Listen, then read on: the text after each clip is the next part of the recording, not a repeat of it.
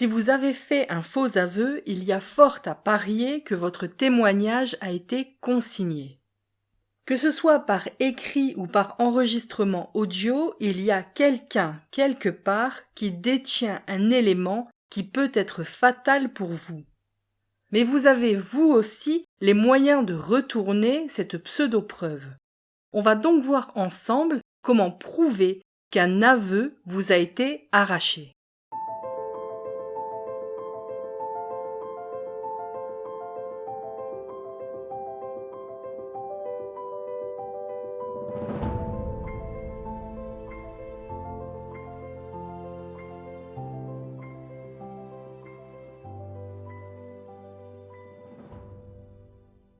Bienvenue dans ce nouvel épisode du podcast La petite histoire des manipulations. Ce podcast est consacré à la criminologie et à la criminalistique. Je suis Coraline, criminologue experte en analyse de documents, et aujourd'hui on va voir ensemble 3 stratégies pour prouver qu'un document contient de faux aveux. Alors avant toute chose, il est important de bien comprendre qu'un faux aveu peut être fait dans plusieurs contextes. Par exemple, le milieu judiciaire, mais pas que. Comme on l'a vu dans l'épisode dernier, ça peut aussi arriver dans le milieu professionnel, familial, au sein d'un couple, au sein d'un établissement scolaire ou encore dans les groupes sectaires. Si vous avez été piégé pour avouer quelque chose que vous n'avez pas fait et que vous avez désormais des ennuis judiciaires, vous pouvez vous défendre.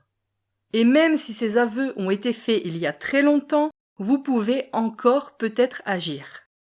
On va donc voir 3 stratégies pour qu'un faux aveu ne se retourne pas contre vous. Alors la première stratégie, c'est de bien vous entourer au niveau juridique. Bon, ça peut paraître un conseil bateau, mais beaucoup trop de personnes ne défendent pas suffisamment leurs droits par peur du système judiciaire ou de peur d'être jugées trop procédurières. Beaucoup de Français ne connaissent pas suffisamment leurs droits et ne savent donc pas les faire respecter. Les juristes ne sont pas là que pour vous défendre dans un tribunal. Ils ont aussi une fonction de conseil. Et si vous avez fait de faux aveux, leur présence n'est pas une option. Pour le dire autrement, dans la grande majorité, nous avons toutes et tous des médecins de famille. Et nous trouvons totalement normal de consulter notre médecin dès les moindres signes de maladie. Eh bien, considérez que c'est pareil avec un juriste. N'attendez jamais qu'il soit trop tard pour prendre conseil auprès d'un avocat. Ça vous coûtera peut-être une centaine d'euros, mais si quelqu'un possède un élément prouvant que vous avez avoué un délit ou un crime, ce qui vous attend vous coûtera en santé mentale et physique bien plus que des euros. Alors une petite parenthèse avant de continuer. Si ce sujet vous intéresse, rendez-vous sur le site expertisededocuments.com pour rejoindre la newsletter du site. Vous pourrez télécharger gratuitement la carte qui récapitule les points essentiels de l'épisode. Mais surtout, c'est sur cette newsletter que la discussion continue. Si vous voulez aller encore plus loin pour comprendre comment un document peut prouver qu'une personne a été victime de pression pour produire un faux aveu, posez-moi toutes vos questions sur expertisededocuments.com. Alors la seconde stratégie, c'est de faire expertiser le plus rapidement possible les documents contenant vos faux aveux. On l'a déjà vu dans ce podcast, rétracter de faux aveux est presque toujours impossible. Pour rétracter des aveux, surtout s'ils ont été faits à une autorité policière ou judiciaire, il faut des éléments suffisamment forts pour prouver que l'aveu n'est pas authentique. Dans le cadre d'une procédure judiciaire, il se peut que vous ou votre avocat ayez un ou des documents qui servent à prouver que vous avez avoué un délit ou un crime. Faites expertiser tout de suite ces documents, car c'est précisément dans ces documents que se cachent peut-être les preuves que votre aveu n'est pas authentique. On l'a assez vu dans ce podcast, il existe des techniques de manipulation subtiles pour faire pression sur quelqu'un. Une analyse du langage et de la syntaxe d'un document pourrait par exemple mettre en évidence les traces de manipulation mentale et émotionnelle qui ont été mises en place pour vous amener à dire n'importe quoi. Mais ça pourrait aussi prouver que les paroles qui vous sont attribuées, elles sont tout bonnement fausses, et qu'on vous prête des propos que vous n'avez jamais tenus. Pour illustrer ça, je vais vous raconter une petite histoire. En 1946, en Angleterre, un homme qui s'appelait Timothy John Evans est arrêté pour le meurtre de son épouse et de sa fille de 14 mois. Lors de son interrogatoire avec la police, il avoue le double meurtre. À l'issue de son procès, il est condamné à mort et exécuté. 3 ans plus tard, un homme est arrêté. Il s'appelle John Christie et il est le véritable meurtrier de Madame Evans et de sa fille. À la fin des années 60, un professeur de linguistique du nom de Jan Zwartwyk étudie les procès-verbaux dans l'affaire Timothy Evans. Et le professionnel se rend compte qu'Evans a fait de faux aveux et que c'est sur cette base qu'il a été condamné et exécuté. Alors tout ça pour dire qu'il ne faut jamais sous-estimer un document, que celui-ci soit écrit ou audio.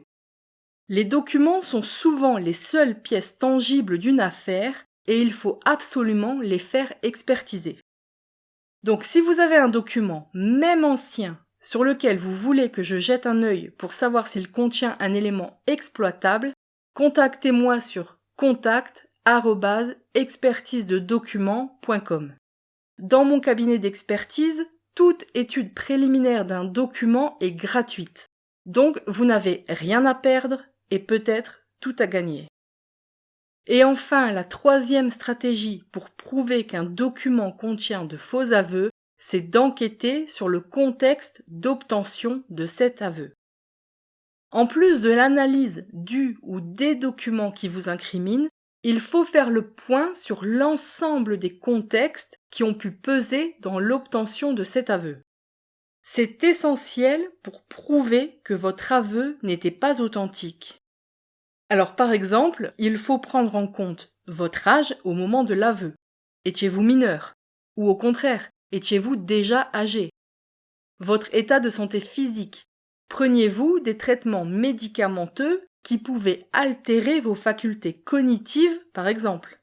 Étiez-vous sous l'influence de l'alcool ou d'une drogue X ou Y au moment de cet aveu? Et surtout, est-ce que ces éléments figurent dans le document qui vous incrimine? Mais aussi un autre élément, c'est de prendre en compte votre état de santé mentale. Par exemple, aviez-vous un diagnostic psychologique ou psychiatrique déjà posé avant votre aveu? Est-ce que la connaissance de ce diagnostic figure dans le document qui vous incrimine? Alors ce ne sont que quelques exemples d'éléments contextuels qu'il faut absolument prendre en compte pour comprendre comment de faux aveux ont pu vous être arrachés. Encore une fois, un juriste et un expert en communication manipulatoire ne pourront que vous aider à décortiquer vos documents. Donc en conclusion, on peut rappeler que toute personne, quel que soit son âge et quel que soit son sexe, peut être victime de faux aveux. Les faux aveux peuvent se produire dans de nombreux contextes, le milieu judiciaire, professionnel, la famille ou encore des groupes sectaires. Si vous êtes victime de faux aveux ou que vous voulez réhabiliter une personne injustement condamnée sur la base de faux aveux, vous pouvez agir même si les faits remontent à plusieurs années. Tous les éléments en votre possession ou en possession de votre avocat doivent être expertisés d'urgence. Ils contiennent peut-être la clé pour sortir de la prison réelle ou mentale dans laquelle on vous a mis. Et enfin, entourez-vous de juristes compétents qui peuvent vous aider à faire respecter vos droits et d'experts qui peuvent vous aider à faire parler vos documents. Encore une fois, si vous avez un doute sur un document, ne restez pas seul. Envoyez-moi un mail et on programmera une étude préliminaire gratuite de vos documents. Et on pourra donc voir ensemble si le document contient des éléments qui peuvent être importants à mettre en évidence. En attendant de vous retrouver mercredi dans 15 jours pour un nouvel épisode, n'oubliez pas, un grand bobard commence toujours par une petite histoire.